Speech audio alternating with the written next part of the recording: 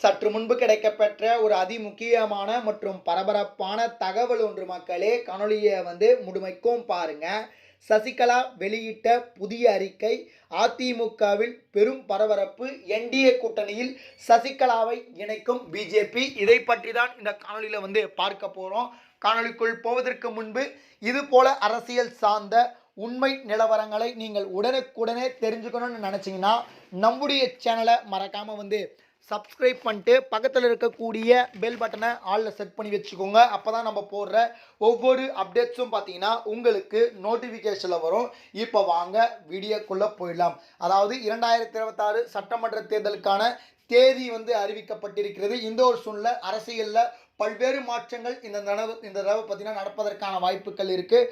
கண்டிப்பாக இது ஒரு மாற்றத்துக்கான தேர்தலாக இருப்பதற்கான வாய்ப்பு இருக்குது. அந்த வகையில் தற்பொழுது சசிகலா எடுக்கக்கூடிய முக்கிய முடிவுகள், மீண்டும் அதிமுகவுடன் இணைய போகிறார்களா, அதிமுக கூட்டணியில் சசிகலா இணைவதற்கான நிறைய வாய்ப்புகள் இருப்பதாக தற்பொழுது தகவல் கிடைக்கப்பட்டிருக்கு. கிட்டத்தட்ட பார்த்தீங்கன்னா தற்பொழுது அதிமுக இந்த உட்கட்சி விவகாரம் காரணமாக கட்சியானது பிளவுபட்டிருக்கிறது.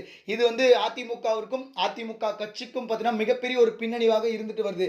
2026 தேர்தலில் அதிமுக வெற்றி பெற வேண்டும் என்றால் இந்த கூட்டணி வைத்து வெற்றி பெற முடியாது, இன்னும் வலுவான கூட்டணி தேவை அப்படின்னு சொல்லிட்டு பிஜேபி நினைத்து கொண்டிருப்பதாகவும், அதனால பார்த்தீங்கன்னா பிஜேபி பார்த்தீங்கன்னா இன்னும் ஒரு 4 கட்சிகளுடன் அலைன்ஸ் வைக்க முடிவெடுத்திருப்பதாக தற்போது தகவல் கிடைக்கப்பட்டிருக்கு.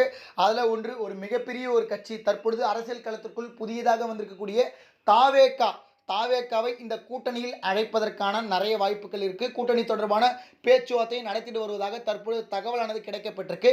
இன்னொன்று சசிகலா, அதாவது பார்த்தீங்கன்னா நம்முடைய சின்னம்மா என்று அழைக்கப்படும் சசிகலா அவர்கள் மீண்டும் அதிமுகவுடன் கூட்டணியில் இணைய உள்ளதாக தற்பொழுது நமக்கு தகவலானது கிடைக்கப்பட்டிருக்கு. அதுக்கப்புறம் பார்த்தீங்கன்னா அன்புமணியோடைய அப்பா ராமதாஸ் ஐயா அவர்களையும் பார்த்தீங்கன்னா இந்த கூட்டணியில் சேர்க்க முடிவெடுத்திருக்கு தான் பிஜேபி. கிட்டத்தட்ட பார்த்தீங்கன்னா பிஜேபி சைட்லேருந்து மட்டும் 110 தொகுதிகளை பார்த்தீங்கன்னா அதிமுகவுடன் கேட்டு டிமாண்ட் வைத்திருப்பதாக தற்பொழுது தகவல் கிடைக்கப்பட்டிருக்கு.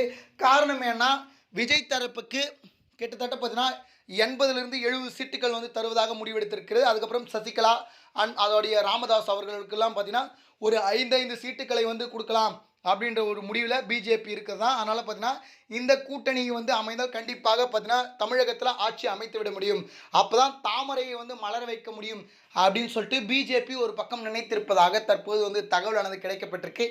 இதுக்கு சசிகலா அவர்கள் ஒத்துக்கிறாங்களே வச்சுக்கலாம். இந்த பக்கம் அன்புமணியுடைய அப்பா ராமதாஸ் அவர்களும் ஒத்துக்கிறாரு. ஆனால் டிவிகே ஒத்துக்கிறதுக்கான வாய்ப்பு கிடையாது. ஏன்னா டிவிகேவுடைய டிமாண்ட் என்னென்னா துணை முதல்வர் பதவி கிடையாது, அவருக்கு முதலமைச்சர் பதவி இருந்தால் போதும் அப்படின்னு சொல்லிட்டு பார்த்தீங்கன்னா செங்கோட்டையனும் சரி, தாவேக்காவுடைய உறுப்பினர்கள், தொண்டர்கள், அதுக்கப்புறம் பார்த்தீங்கன்னா நிர்வாகிகள் அனைவருமே பார்த்தீங்கன்னா இதை தான் சொல்கிறாங்க. நாங்கள் துணை முதல்வர் ஆவதற்காக இங்கே வரல, முதலமைச்சர் ஆவதற்காக வந்திருக்கோம் அப்படின்ற மாதிரி சொல்கிறாங்க. அதனால் பார்த்தீங்கன்னா இந்த ஆஃபர்ஸுக்கு தாவேக்கா ஒத்துப்பது கடினம் அப்படின்ற மாதிரி சொல்கிறாங்க. நம்ம பொறுத்து பார்ப்போம். அரசியலில் பல்வேறு மாற்றங்கள் நடப்பது என்பது பார்த்தீங்கன்னா இயல்பு. அதனால் பார்த்தீங்கன்னா மாற்றங்கள் நடக்குதா இல்லையா அப்படின்னு சொல்லிட்டு பொறுத்திருந்து பார்ப்போம்.